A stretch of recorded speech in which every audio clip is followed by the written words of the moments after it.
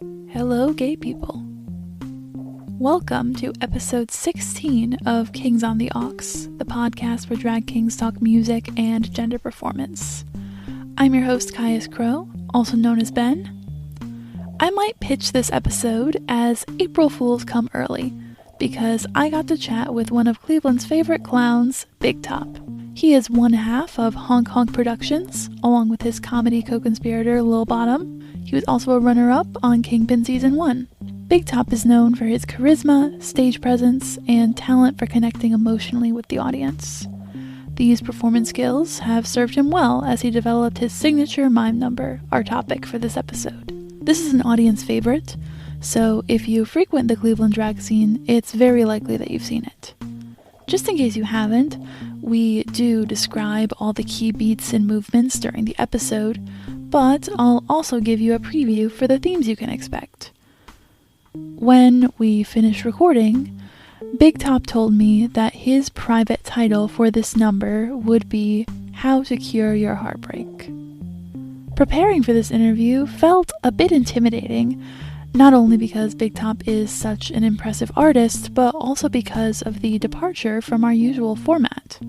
This is a narrative-focused, music-focused series, and because of that, most prior episodes have featured detailed discussion of song lyrics.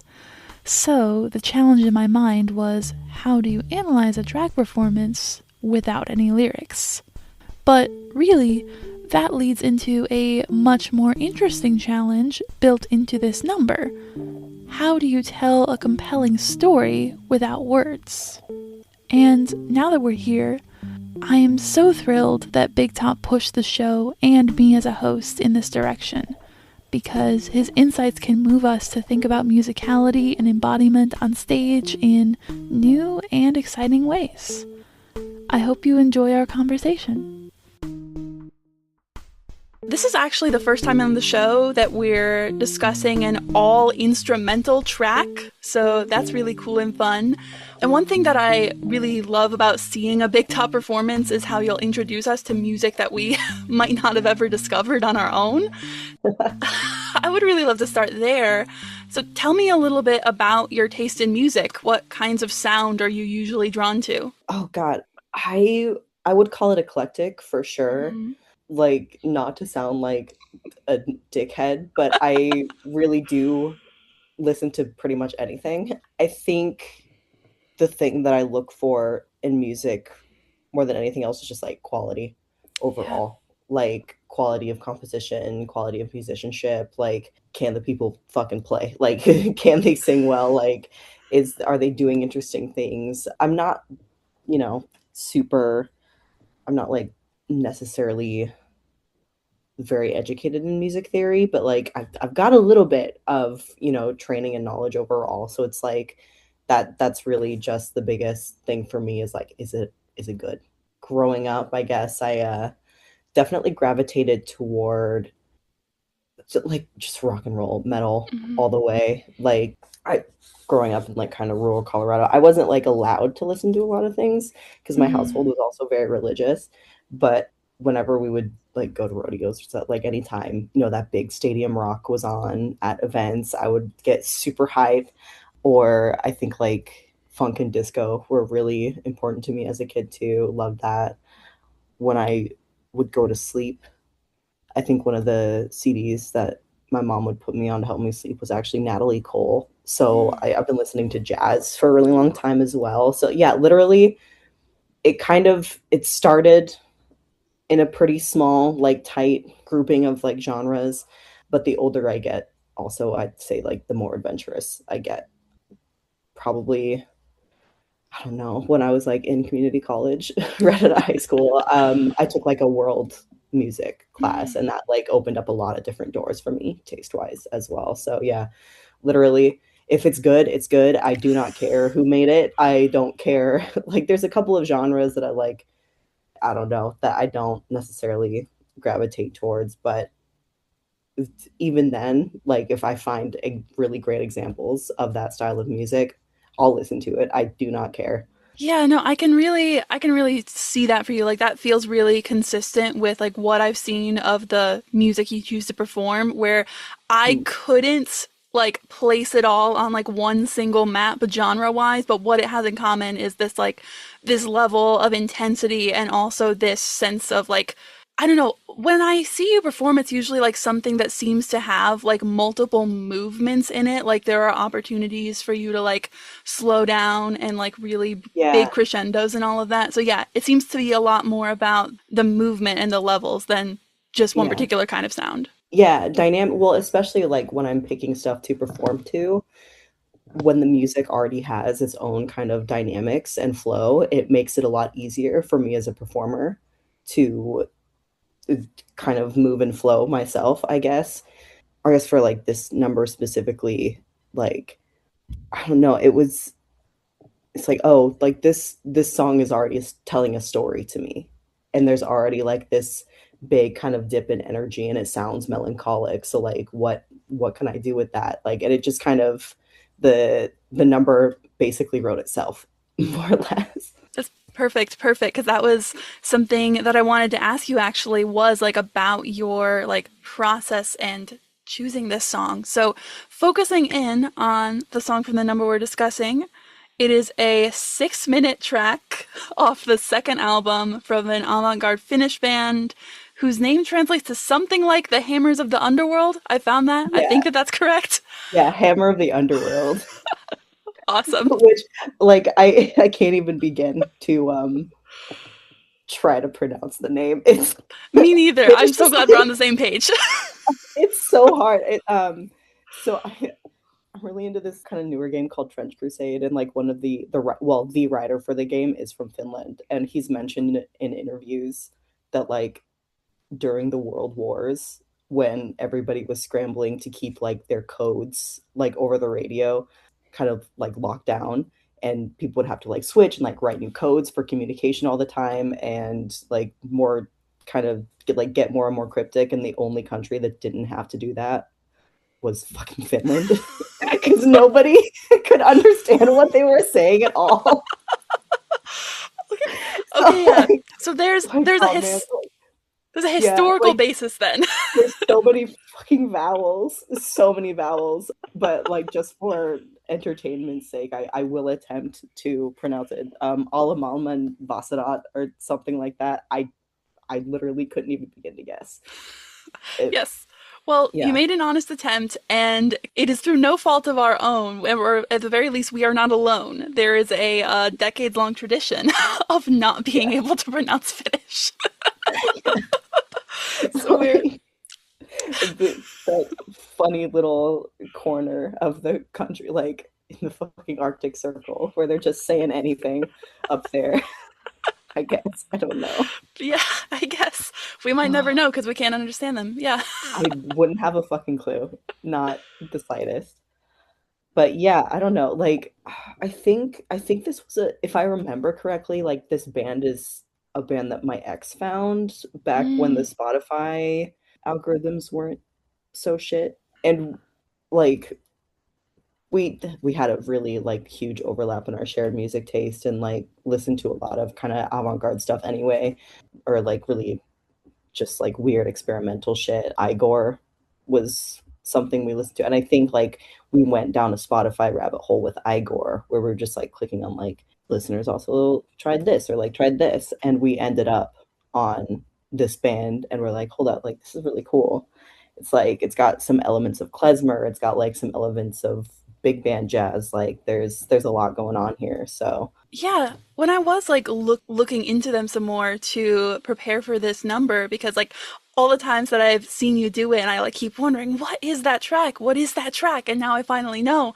But it is really just the way that they like build their sound and they have like such a wide range of instruments. Like on this particular track, I was picking up like all the brass, the clarinets, the cello, but like they also there's a theremin in there sometimes. There's like basically every kind of saxophone on their yeah, lineup.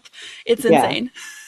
Like, and I mean, I always say people don't put enough saxophones in their music anymore. So we got them all right here.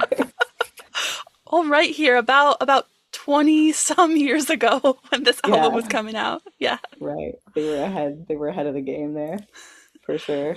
You were mentioning that with all of the different levels in this song, like the number like writes itself in a lot of ways. But I'm curious about how your process works because in performances like these, like I know that sometimes it can be you have the concept, like you have something you want to do, and you're looking for the perfect song, and you find it, and it falls into place. And then other Mm, times you find the song first, and then the concept reveals itself from there.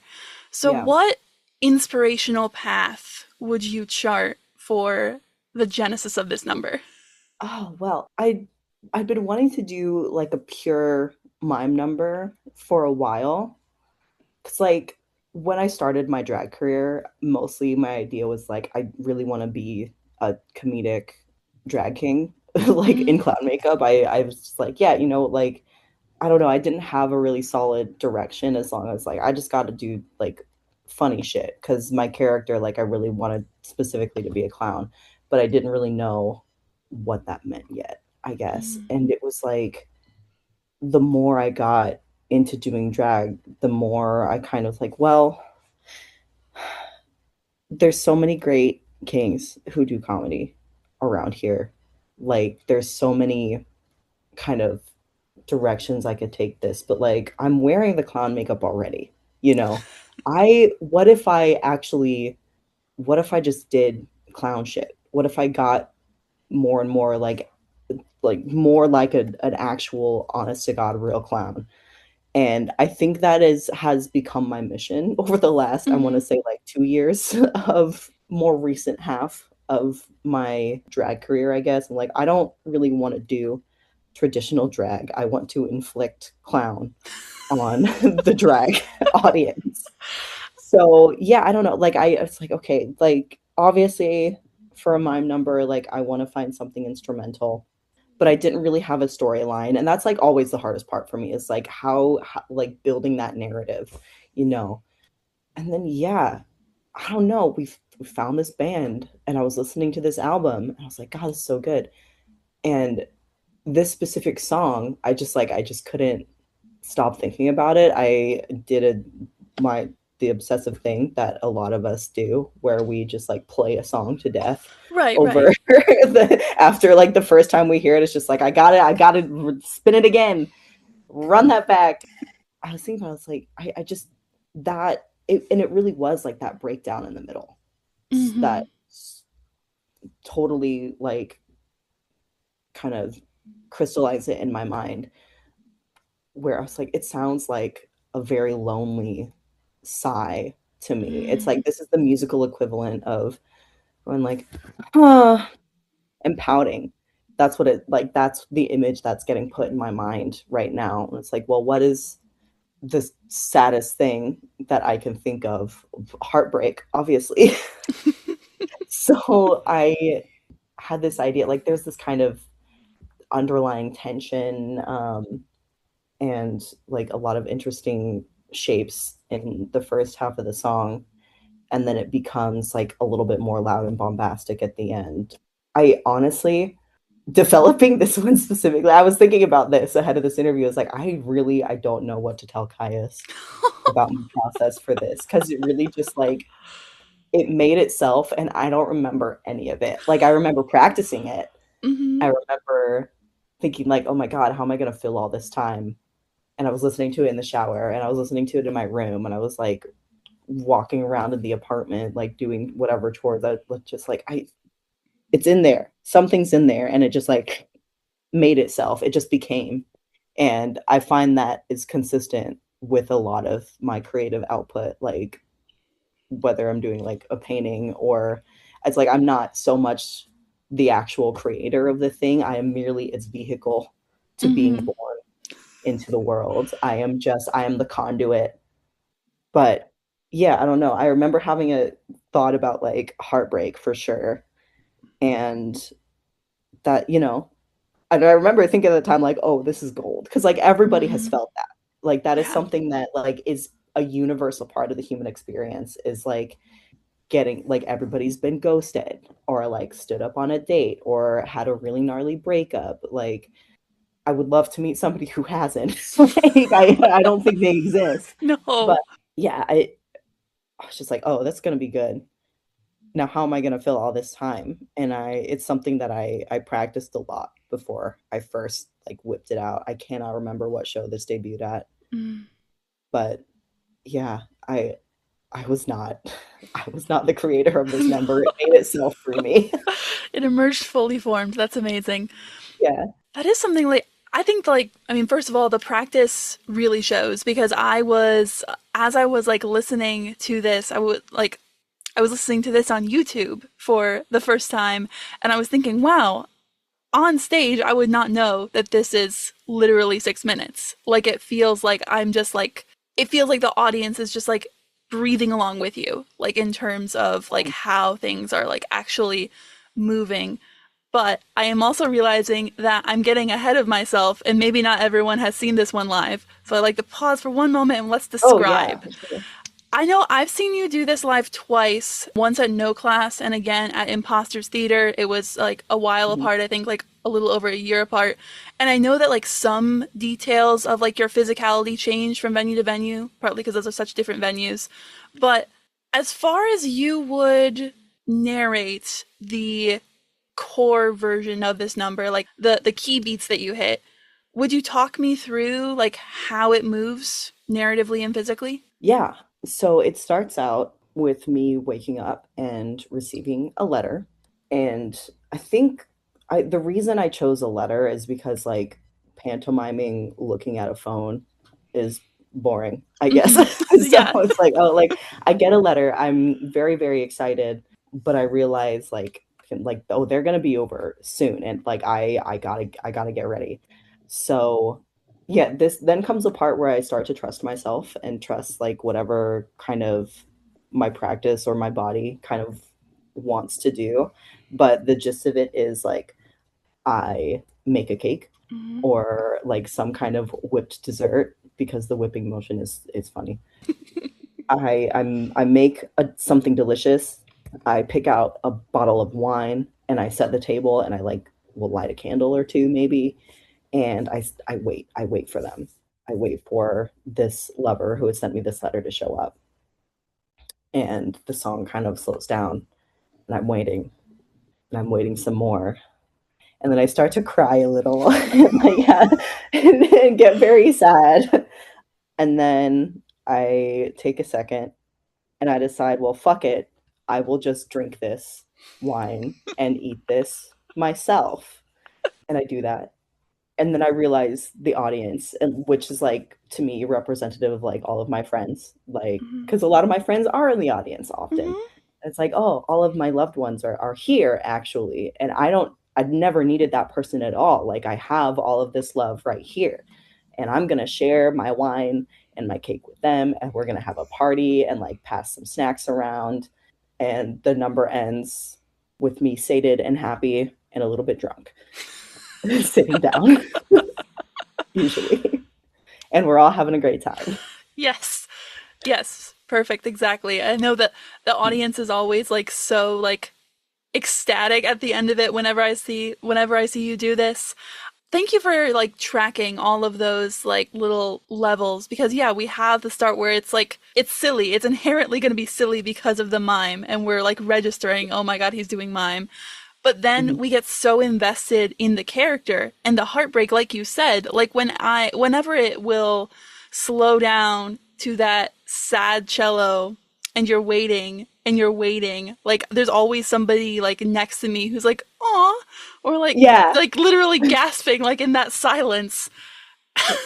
right. I That's like always the crazy part to me because like I fully like the first the first and also every time I ever do this number, like whenever I because it's always like I am either in a new space or I haven't whipped it out in a while or like I know it's gonna be a new audience. I get this is like the only number where I get like so deadly nervous that I'm like shaking before because like it's risky. It's risky to do that. And I'm always so just humbled and totally blown away when people react to it like that. It's like, yeah, I don't know. There's this thing that I've noticed in like drag. and clown too. Like it's a social exchange as much as it is a performance.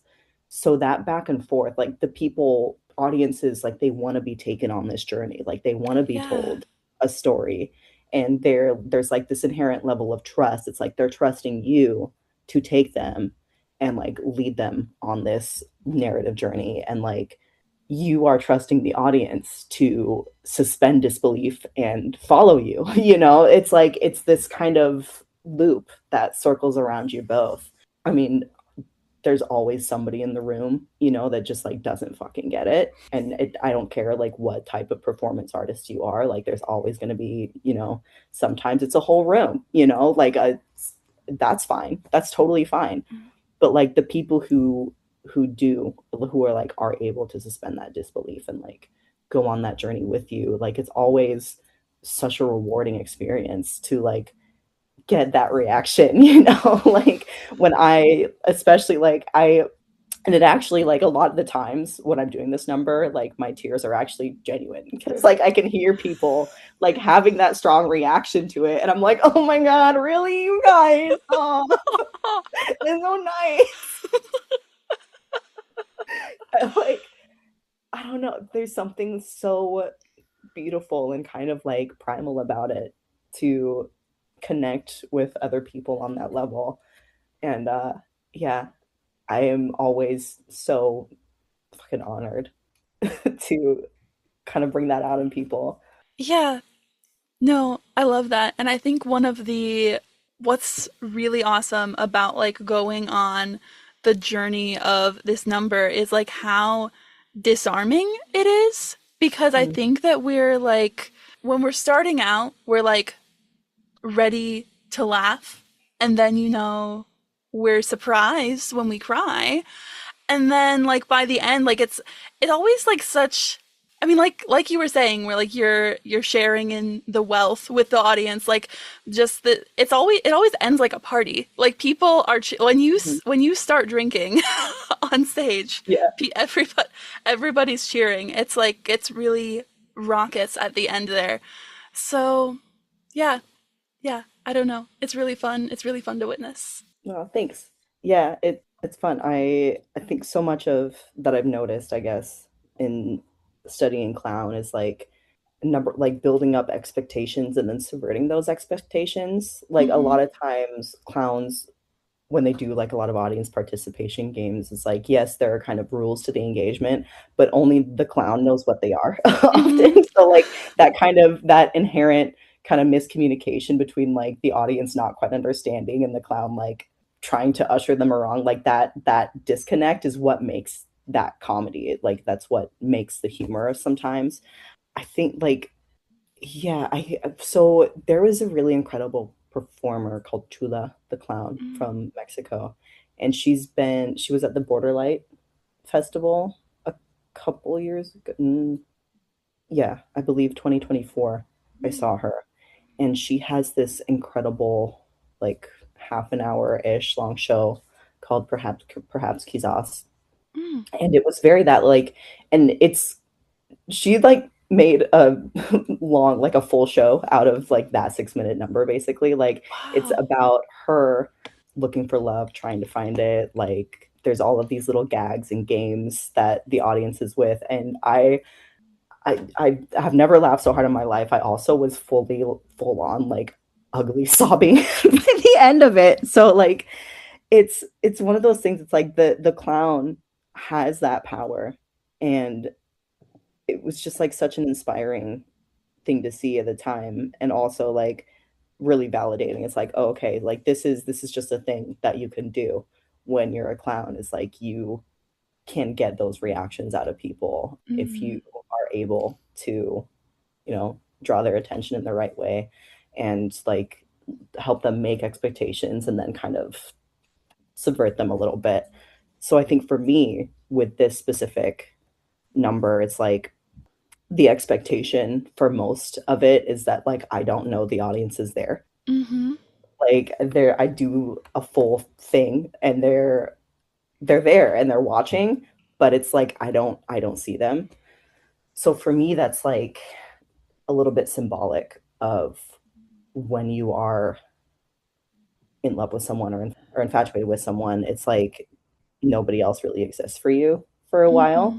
Sometimes like you get into that like honeymoon phase and you are so focused on them and whatever you and them are doing or like whatever you can do for that person. And then when it doesn't pan out, it's not that the cure to heartbreak is, drinking your sorrows away or like isolating yourself, which like you absolutely like take a moment, but the cure to it is always to kind of turn to your community and let them hold you and you hold each other. So like I wanted to have a moment like that in this performance, and that becomes like, oh well, like I made all this cake, like do you guys want any? Like let's eat it together.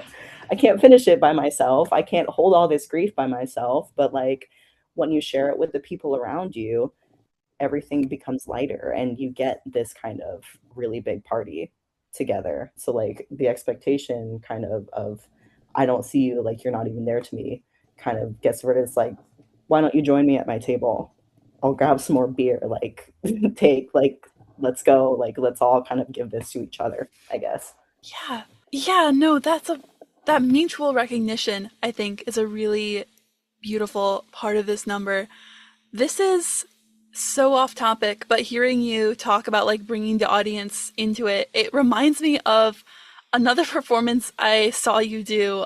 Do you remember the drag shows that Ryder Slowly was doing for a while at Best Damn Tacos? Oh my god, I think about those all the time. Yeah. They were so fun.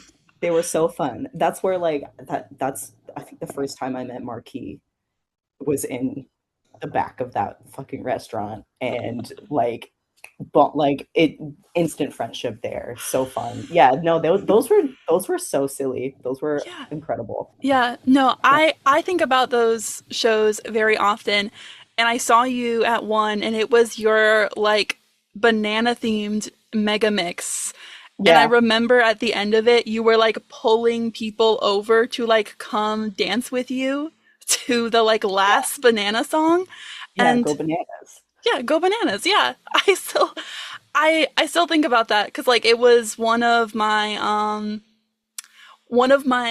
now ex's ex roommates was like one of the people who danced with you, and I just still think, even though I like don't talk to him anymore, I like still think about Mhm. like, wow, he was really having a good time in that Yeah. moment in this drag number. Mhm. People love to participate. They love to like get pulled up. Like they love to have that moment. That's something. I mean, I talk about this with my drag son, Adam Apple, quite often. It's like this is a social form of performance art. It's not like you're going to a theater and everybody is like sitting down and like watching and just like being entertained that way. Like, no, like you're all in this tiny fucking bar. Like they've got money for you, but you got to go over there and get it. And like that every time, that's a chance to kind of have that connection. And there's opportunities for connection everywhere. And when you can kind of like share your stage with them, like when you can share that spotlight and that attention, it can really make somebody's day. Like it's so fun to make somebody's day. It's so fun to like make people happy and help them have a good time. I don't know. It's like I guess that kind of impulse too carried over from my career as a stripper, I guess. Like it's like people love to be kind of teased and ribbed and like messed with a little bit, or like sometimes they don't, they get embarrassed, but the people they're with fucking love it when that happens. I don't know. Like there's so many ways to kind of like mess with people and delight them, or yeah, again, like sharing that energy, like this exchange, like that is what it's all about for me. I can see that like experience and skill overlap where yeah, it's an environment and a performance style where like people are there to like have that moment of connection with you. Like that's something I hear a lot in conversations, like advice for new drag performers about like don't just snatch your tips and walk away, like make eye contact for a second, like slow Yeah. down for a second. So that because Yeah, that's what they're if you there like for. dance on someone a little bit, if you like sing into their phone camera or like whatever, like it's that moment, like that's everything. And that's honestly the most rewarding part of it for me. Like the extra cash, it's nice to have, but like that connection with people is no delicious. Like that's what it's all about. Yes. Yes, absolutely. You mentioned earlier a lot of the like artistic principles of clown and like the connection and the skills that are involved. So something I'm curious about is when did you start like practicing and learning mime? Is it something that you were working on before you developed this number? In a way, a little bit. Like it's really hard to say. I get again, it all comes back to being a stripper for me. Like I developed so many of my skills as a performer doing that job. I'm sure, yeah. One being the superpower that is having no shame whatsoever. Hmm. Like I literally like potentially thousands of people have seen my entire asshole. So like what do I care? You know, like what do I care if I embarrass myself on stage? And Exactly. like that lack of shame or sense of embarrassment is like such a fucking superpower when you're a performer. Highly Mm. recommend developing one of those for anybody that wants to get into this. But yeah, I used to do this thing where if I saw in the crowd when I was on stage, if there was like someone on their phone, I would kind of walk close to like whatever direction they were in, like on the stage, and I would also pretend to be on my phone on stage. And That's you my know, favorite thing ever. um, and sometimes it would go over really well, and everyone would laugh and give me extra money. And sometimes the dude would get really embarrassed and pissed off. But both reactions are a win to me. You Hmm. know, like I got you to feel something, you fucker. Like get off of the tip rail if you're on your phone. What are you, crazy? uh, so yeah, in a way I have been practicing mime for a while. But no, like it really did come from just a desire to develop myself like as a drag performer as well, because like have you ever, okay, here's a really great read for everybody. There's a really itty bitty little book called The Purple Cow by Seth Godin, Mm. and it's mostly about like marketing. So it's a marketing principle, and the basic analogy is like if you're in a car and you're driving somewhere and you're going through the country and you see a cow, the first cow, you're going to be like, hell yeah, that is a great cow. Look at that cow. It's so cute. It's in there in its field. Fantastic. Amazing. The next cow, it's going to feel a little bit less special. You know, you see a herd of them, whatever, no big deal. You're going to see like hundreds of thousands of cows on this road trip. Mm. But if you see a fucking purple one, you're never going to forget that. Yeah. Yeah. So it's like, how do I distinguish myself Mm. from all of these other kings and like all of these other performers, and how am I going to like I knew artistically speaking, it's like I don't want to dress the same way as a lot of the traditional kings, but like how do I artistically justify not being beaded and feathered up to the fucking sky? Mm. Like how am I going to set myself apart and like be that level of performance while still keeping a kind of like very chunky, blocky clown aesthetic, or like whatever it is that I'm fucking doing. How am I gonna set myself apart? And it was like, well, there is literally nobody on the fucking scene that is doing anything that's actually fucking clown work right now. There is, at the time, this was like, it was like me and it was Low Bottom, and I was like, okay, but like what am I doing that is like actually clowny? Like, how am I gonna make myself so different and so special that nobody ever forgets me and people Mm. want to come to my shows? It's like, well, I gotta get good at clown shit. I gotta get good at actual clown shit. So I started practicing more mime and other things. That like that kind of mindset is where my balloon dog number came Mm. from as well. And nowadays, you know, people are all getting a lot more experimental with it. Like we've got a lot of kings doing also like stand-up comedy or other bits like that. Like we've got, there's a lot more, and that's kind of also just being in the alternative drag scene is like people are really a lot more willing to kind of push that envelope and like kind of rewrite the formula a little bit. Not that there is anything wrong at all with the traditional drag king formula. I fucking love it. I love it when a dude like puts on a fucking suit and does a dance. There's so many incredible performers do that and only that. I'm like, that is not like, I love that, delight it, I eat it up, yum yum yum. I don't think that's ever going to be me. So how do I set myself apart with like, it's like, well, we're doing mime now. And yeah, my so much of it too, like studying kind of like my YouTube algorithm and like my Instagram Reels algorithm is like 20% Red Bull soapbox races, maybe like an extra 10% of like cute animal sanctuaries, and then the rest of it's clown shit. Like, and I am just inspired all the time by, you know, circus performers and little games and it like everything. You know, I'm developing a new character right now that will debut at Crooked River Circus show. His name is Billy Wigglestick, and he's my he's my court jester, and I am in the trenches right now writing insults in iambic pentameter for every situation. So, you know, like it's like, oh, like I had a huge Shakespeare phase when I was in high school, like a really autistic Shakespeare phase. And I was like, wouldn't know well, anything about that yeah, in my right. life. Yeah. Mr. Benvolio. Well, what would that be like? So I'm like, well, let's get right, like let's make something funny out of that. Let's play a game, you know. Lil Bottom and I are kind of going back and forth developing new acts all the time, and it's fun. It's really fun to like walk into an unsuspecting drag audience and whip out some clown shit because they've never seen anything like it before and they're never going to forget it. Absolutely. I think that that's really like that combination of thinking to yourself, like, what can I do to set myself apart?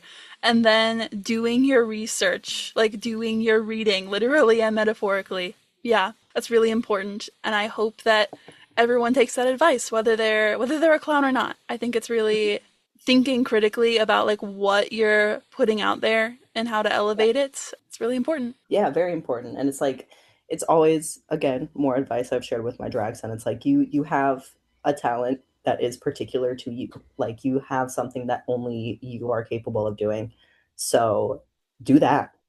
Do that. Stick with that. Like I, what comes to mind immediately is my Nibblings Guitar Hero showing at I haven't stopped thinking about that.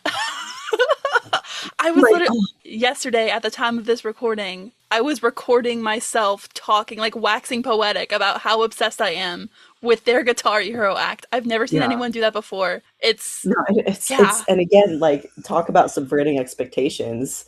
Everyone was like, well, obviously they're gonna juggle, right? Oh no. Mm. They're just gonna deadpan stare down the judges with a Guitar Hero controller. Play some fucking Weezer. They're so So cool. good. No one's ever done it before. Like no one, I don't think anybody else could pull it off. No. So good. So good. All right. All right. Circling back. You've mentioned some of the like nerves that can like come with coming out to do this number. This may be related. Maybe we've already answered this. Since you've been developing this number for a while, what would you say has been the most challenging experience you've had with it? Whether that's while performing it or while developing it and thinking about it? Yeah, for sure. Like not letting the nerves take over my body, for sure. Like definitely staying in my body. Cause like having my experience as like a dancer and performance art for like my whole life. I danced. It's like I am generally quite comfortable being on stage and I generally like I have a lot of control and like connection to my body. But yeah, a lot of the time the nerves can really like there is this sense of confusion that you get when you are nervous, I guess, and it makes everything kind of harder to control. but staying present. I am very proud to say that like I've never kind of lost time or blacked out on stage really. But yeah, God, it's always rough. Like that first minute or so of this one, it's always just like stay in it. Your hands are here, like you are moving them, like have your like that narrative checklist that I'm trying to hit. I've got that and I can just like kind of focus on that. Yeah, I initially building that narrative was kind of tough. That's always like the part that takes the longest when I'm developing any performance, really. It's like I spend a lot of time just visualizing and thinking about stuff. It's like, and trying to, it's like, what's going to work, what's not going to work, kind of imagining it, how it would look on stage, or like where I'm going to take certain steps and movements. It's that initial kind of development phase always takes very long. But then once you've got it, it becomes easier. Right. But I don't know, like the nerves, I guess it's nerves and stage fright when you're a performer, it never really fully disappears from anything. It's just like how do you deal with it and like is it, a threshold that you can handle, Because like I don't know, it's when and this happens a lot to me when I'm in a new venue also. Like I'll get very nervous, but then it's just like, well, you trust your practice and you trust yourself and your artistic instincts and stay true to that and it will work out usually. That sort of process and dilemma, it reminds me of some advice that I heard you give when Ryder Slowly did the Drag King Resource Fair a couple years ago. Mhm. When you were talking about stage presence, one of the main things that you elaborated on was staying in your body, not letting yourself black out. Because I do think that that's like a common experience is to like, you're nervous, so you want to just jump into it and like kick off with like all your Yeah. energy, but then you literally forget where you are and you Yeah. end up losing that control. And the audience can maybe they wouldn't know how to like articulate this if they were asked, but like they can tell. Because if you're not connected to yourself and your body and like then you cannot connect externally either. Like that connection flows through you and it gets harder to acknowledge anything that's happening outside of your body if you are not in it. So yeah, really important to lock in and stay in there, like stay present, like stay in that moment. And yeah, and again, like you want to be in that moment. That's the fun part, is connecting to the audience. So staying in it. That trust. It's really important to trust both yourself and the audience. And I like that connection too about how like you can't place that trust in the audience if you're not trusting yourself first. Like Mm-hmm. that's good. I think that that's really key. Write that one down, baby drags. Yes. I feel like they should be writing a lot of this down, to be honest. Like I'm very locked in on my microphone, but the advantage is I don't have to write this down. I have the Right. master recording. I can go back Yeah. anytime I want. You're gonna have to edit this until you're sick of hearing it anyway. So Yeah, use your advantages. many Use what you got. advantages to Drag King podcast. Yeah. One thing I've noticed, I mean, I just the fact that you like we were talking about how you have multiple microphones to choose from. I feel like you probably at least have a little bit of experience of like hearing yourself on recording.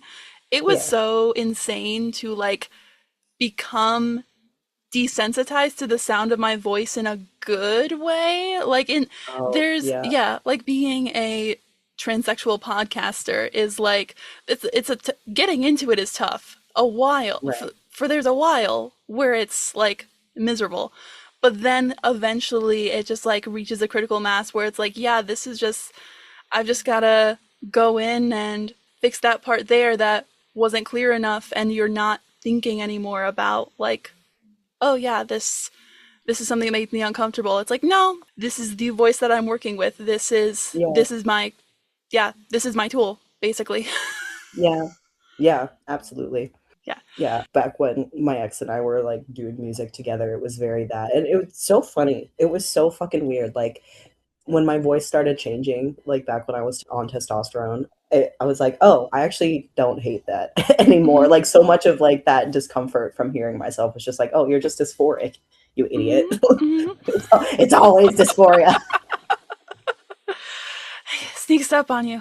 Oh, really? Yeah. And it's like I had no fun. Like that was like one of the deterrents for me when I was first considering going on T. It was just like, oh no, what if I'm not a soprano anymore? Oh no. And I'm like, you never wanted to be one. Like you idiot. Your favorite singer is fucking Chris Cornell and like Rob Halford. Like what? You don't want to be a soprano. Just let it happen. Yeah. Yeah, no, really funny how that has like kind of eliminated that initial discomfort. But yeah, it's the same thing. It's like the more into when you're performing or when you're like recording, like the more into your body and like the more aware and practiced you become with it or anything you do, the easier it gets to trust yourself. And you can just like ignore anything in favor of that artistic instinct that you have. Yeah. I didn't think we would be making that connection today, but here we are. That's Here we great. are. Is there anything else you wanted to share about like this number that we haven't covered? Like it kind of marked a renaissance for me, I guess. Because like my first couple of years of drag, I was pretty fairly successful right off the bat, but I did have some flops, right? And the flops that I had were all like I had planned to make something that would please the crowd, right? Like I was doing a lot of brunches at Great Lakes when Malibu was doing the Great Lakes brunches, and I worked there, so they were just like, "Well, we have to have you," and I was like, "Well, yeah, please, thank you." But I was like, "Oh, what would the crowd want? Like, how can I do something specifically to please people that have had many mimosas on Sunday?" Or whenever I'm at like a drag show, like what can I do, like how can I bridge that gap between like myself and them? And the responses were all like to those a lot of numbers from that era I have since kind of retired, and I don't really have any desire to return to them. But this one, my sad mime number, I think it's always going to be in my roster. And the difference is this: it's like I made something that was totally true to my own like artistic vision and my own Yeah. artistic integrity. And it's important, baby drags listen, when you are trying to pander and please somebody, they know and they don't like it. Yeah. Like think of every shitty superhero movie that's come out over the past few years. Like think of the fucking Michael Mouse and what's been going on with Disney. Like you know when someone is trying to peddle like pandering slop to you and you don't like it, do not do it to your audience. Like find a subject matter, like do something that matters to you, and that is what people will connect to, like that love and that care that you put into it, like the love and care that I put into this number. That is what has made it such a mainstay, and like that is what it's become kind of like the universal everybody's favorite thing that I do. Yeah. Except for Low Bottom, whose favorite thing that I do is my staple gag. That's the only exception. Everybody else's favorite is the mime number.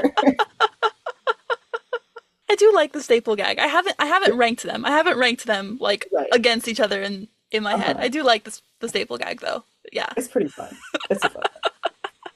But yeah, no, this was like I got such that sense of artistic euphoria, and also it's been my biggest way to connect with the audience, like both during and like after the show is done. It's like it's always somebody like, you made me cry, and I'm like, I'm sorry. Did you get any cake? And that you get to share like even more fun moments with them afterwards. So yeah, if you like find something that matters to you, and that is where your success will lie, not trying to please the most amount of people possible. That's it. Yeah. No. Good advice. Yeah, because there's a difference between like thinking about like, oh, what do I have to offer that people will like versus versus starting from that place of what do people like, because like it will, Right.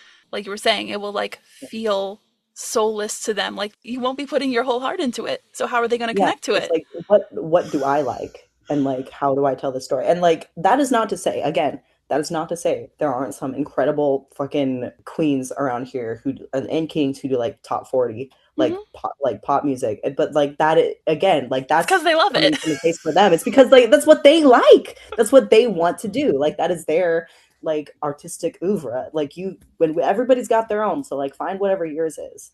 You know, that should be your first priority, is like staying true to yourself artistically, and from that will come this connection.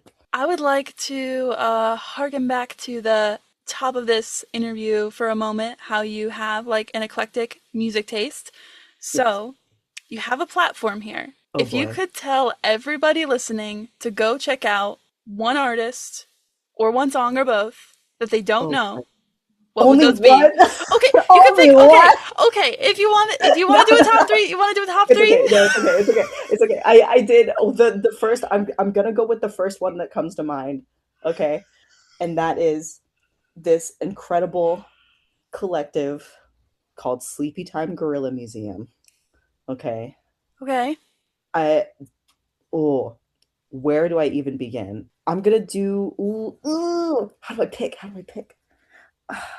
Okay, so they released a new album. Well, it's not new anymore. It's slightly less new, in 2024, called "Of the Last Human Being," and it's fucking incredible. I think a couple of the guys in the band are like instrument makers and luthiers, so there's like art pieces that are being played that you won't hear on anything else. And they've been active since the 90s, so there's a few like full-length albums, and they are all just incredible.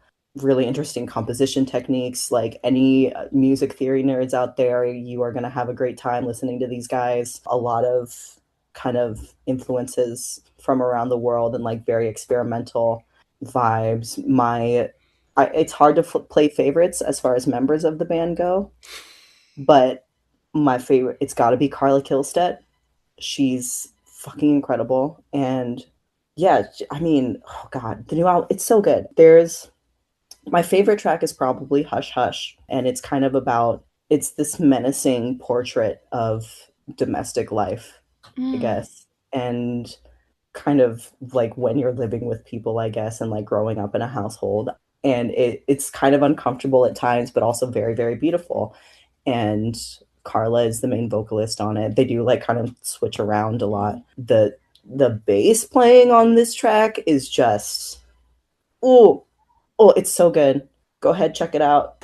Just listen to the whole thing, top to bottom. You will not regret it. Lay down on the floor, crank it really loud. Especially like if you're into heavy music, that's also weird. Like that, this is the band for you, and they're great. I hope they tour again soon. I don't know if they will. They toured last year and the year before, and I saw them both times, and it was just great. Kind of similar vein, I guess. Oh God, I don't know. There's so many musical artists that I like, but that was the first one that came to mind. So let's just stick with that. We're Or locking that otherwise, one in. I could yap for days and days and days about bands and musicians that I love. And if anybody ever tries to talk to me about music, then that is what will happen to you. I'll talk your ear off. I'm sorry. Once I start, it's really hard to stop. So please, can we move on? Yes. I really appreciate the recommendation because I have been. It was partly a selfish question because I have been trying to get into more artists and more albums lately because I feel like I've like been stuck in a rut. So Yeah. thank you. All right. Well, is there anything else you would like to share that we haven't discussed? I don't know. Oh golly. I also promise that's a low pressure question. That is Sure. that is one of my my 3 months of journalism school. That was one of my main takeaways is you always ask if there's anything else they want to share. What else do you want to talk about? Well, I know everybody's been wondering when Hong Kong is going to come back and start doing things again. We are looking into new venues for Vaudevilliany. And as everybody knows, LB has a top surgery coming up. So Yes. it's getting ready for that, preparing. So we might have another show or two before that happens. We might not, but we are doing our best to kind of get it all kind of wrangled back together. So yeah, we're not gone. We just hibernated for a second. Also because I have a new job, but I had a really terrible job and was not making enough money to responsibly produce shows. So there's that. But yeah, stay tuned for more Hong Kong stuff, I guess. Just keep one eyeball out. Yeah, I've got some great stuff in development too. It's just like someday I will let you all see it. And I think by the time this airs, I will have passed my 4th Dragiversary. So Yeah. yippee! Yippee! 4 Yeah, years, that's huge. That's a big yeah. deal. I Congrats. didn't think I'd make it that long, for sure. I was like, everybody's gonna get tired of me in like 10 minutes, but like, no, No. I'm still here. Fuck, what have I gotten myself into? Well, I for one am very happy that you're still here. Yeah, this has been a pleasure. I feel like I've learned a lot. I've had fun. This has been great. So, thank you Okay. so much for your time. Yeah, thank you for having me. You're doing a great job with the series. Oh, thank you. It's so fun listening to everybody yap about their stuff. Thank you So so much. yeah, do more. Thank you for listening to Kings on the Aux. This episode featured Cleveland drag king Bigtop and was hosted by Cleveland drag king Caius Crow. You can find Bigtop's looks, performance videos, and upcoming show dates on Instagram at itsbigtop, all one word.